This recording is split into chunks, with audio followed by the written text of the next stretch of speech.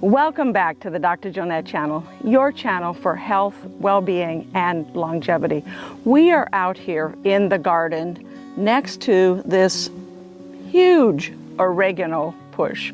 This is actually one oregano plant that I planted a number of years ago, and it just keeps getting bigger and bigger. When you get ready to harvest your oregano, you can harvest it before it blossoms, or you can wait till it blossoms. I like the oregano blossoms, and I like to dry both the oregano leaves and the blossoms. So I wait until it blossoms. However, if you prefer to just have the dried oregano leaves, harvest it before it blossoms and dry the oregano leaves and harvest them. So let's go ahead and I'll show you how to harvest your oregano. It's the same process of whether or not it's blooming or not. Basically, we're going to harvest it and we'll hang it up to dry. Once it's dry, we're going to take off the leaves separately from the flowers and store them. In addition to that, I will show you how to take that oregano and turn it into some oregano oil extract. So let's go ahead and harvest and get some oregano ready to dry. So I'm going to start here with cutting the oregano. I grab a handful of it and cut it fairly close to the base of the oregano stalks. And I kind of set a handful aside and then cut another handful until I have a nice cluster or a nice bunch of oregano. Once I have a nice bunch of oregano, I then take and tie that bunch together. I think that's looking pretty good. A little bit more here, I think, can fit in that bunch there. And you'll see as you get down to the bottom, here's some kind of just dead oregano. I don't like to use that. I have plenty of oregano, so I'll take out any of the dead leaves, dead parts, and discard them before I dry them. And I then take that bunch of oregano, and I've got a table over here that I'm going to put them on. So we've collected up these big bunches of oregano, and I'm now going to tie them around the base here in preparation for hanging upside down like this in a nice sunny area that has some good circulation to let them dry.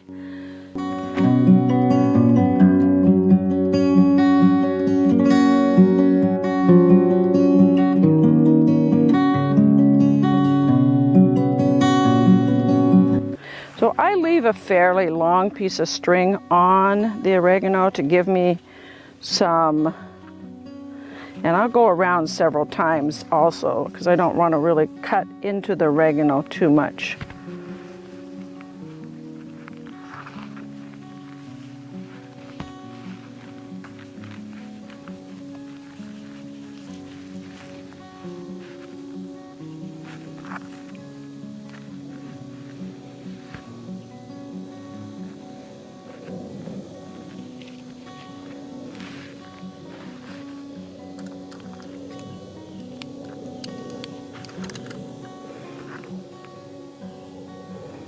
Just give it a snug tie, but not real tight. And I just knot it so that it doesn't come loose. Just knot it several times. And now you've got something that you can hang it from. We'll go do the other two, and then I'll show you where I hang them up.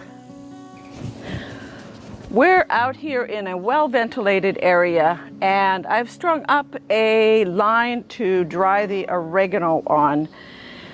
One thing you want to do when you dry your oregano is, number one, put it in a well-ventilated area, and number two, put it somewhere where you can see it and be reminded in the evening that you need to take it in. If you live in an area where that gets high humidity in the afternoon and evening. Out here in the east, we get a lot of high humidity as the sun goes down and the temperatures go down a little bit, the humidity goes up, and I bring the oregano in the evening at nighttime to keep it from getting too moist, because in the morning there's a lot of dew on everything and the oregano will be wet if you leave it out overnight. The other thing is, you want, of course, you want to bring it in if there is rain in the forecast so that it doesn't get wet. It will take, depending upon how hot it is and how much humidity you have, it can take anywhere from a few days to maybe a week or more to dry. It just depends upon how sunny it is, how hot it is, how much moisture's in it. It's been a little over a week. However, the oregano took about 4 days to dry. We got a bunch of rainy weather and I had to bring it indoors and hang it up indoors in a warm room and let it dry. So had I been able to leave it outside in a sunny back porch where I had it, it probably would have taken maybe 3 total of 4 days to dry. Not that long to dry, actually. So now it's time to get the leaves and the flowers off of the oregano plant. I'm just cutting off the strings that we had hung it up with on our little herb line. And the first thing I like to do is kind of just take it apart, make sure that that inside part is nice and dry, which it is. And then I start usually with, and I'm going to kind of move these leaves over here because I like to separate the flowers from the leaves, and I'll get the flowers off over here. And I mostly just kind of crush them with my hands. I'm gonna hold on to those leaves there. And you'll get a little few of the flower buds, which is fine as well. In fact, a lot of times I'll just kind of cut off a lot of the flowers.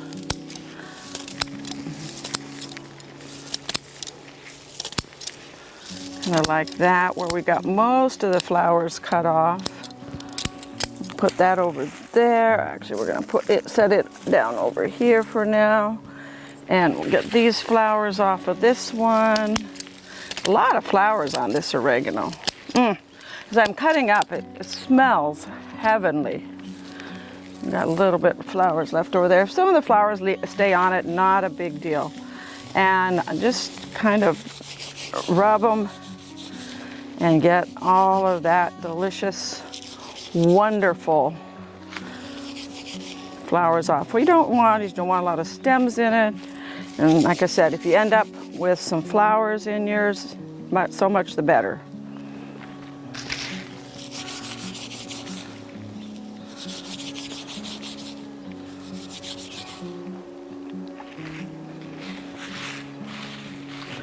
We'll kind of keep those leaves to the side.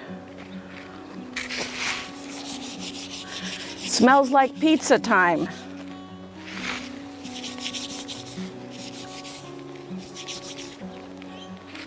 What do you like to put your oregano in other than pizza, spaghetti sauce?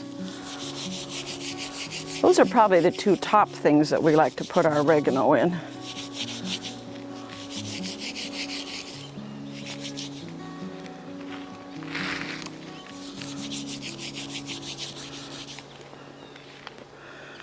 And we almost got it here. Just going to pick out some of these stems.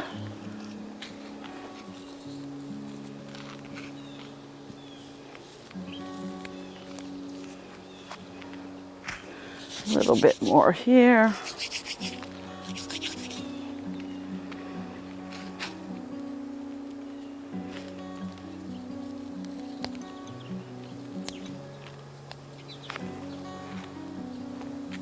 And if you end up with a few stems in it, not a big deal. You can just pick them out later when you get ready to put it in whatever it is you're using your oregano in. What I like to do, you might have jars where you like to put your spices in that you've grown and dried yourself, or just, if not, it's great to just pick up a quart jar or a pint jar, anything with that has a lid that can seal it tightly, and keep it tightly sealed so it doesn't get exposed to a lot of moisture. How long will it last? How long will your oregano last in the jar? I keep my oregano a year. At the end of the year, whatever isn't used up, I go ahead and discard when I'm getting ready to make my next batch of oregano. Same with my other herbs. Try to make enough that'll last me a year, and then I discard it. If you leave herbs too long, they kind of just degrade, and you end up kind of just grassy, dirty. I don't know, they lose their flavor.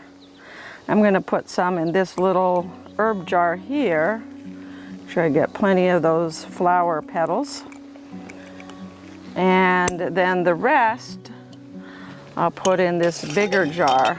I have 2 other bunches back here. We had picked 3 bunches of oregano. So this is 1 bunch here. And I'll have I usually end up with about a quart of leaves and a quart of flowers. And I keep the flowers and the leaves separately. A lot of times I will use the flowers for making my oregano oil. Put that in there. Put them in some olive oil. In fact, I'm going to be doing a blog here in a couple of weeks on how to make your own medicinal oregano oil. Oregano oil has so many great properties, and we'll be talking about how to make your own oregano oil and all of the great medicinal properties that oregano has. It has good stuff for your brain, for your body, for your skin. It's an anti-inflammatory. It's great for insect bites. It makes a natural insect bite, anti-itch properties. And I think, let's see, we got a bunch more here, a bunch more leaves.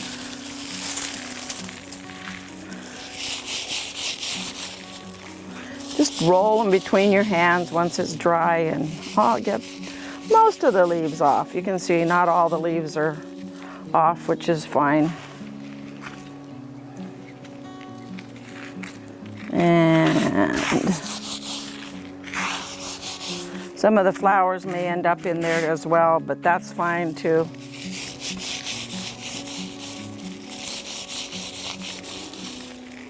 I wish you were here.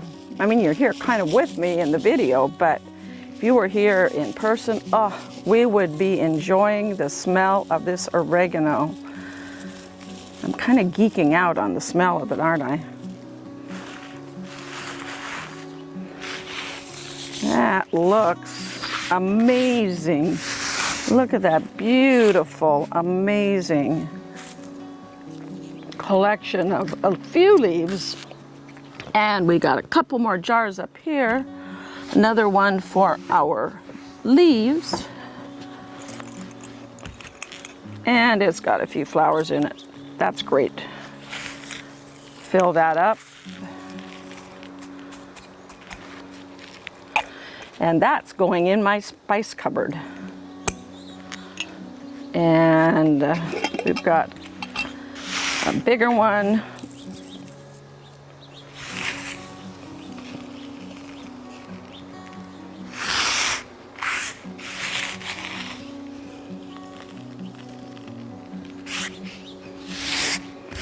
Pretty much got it.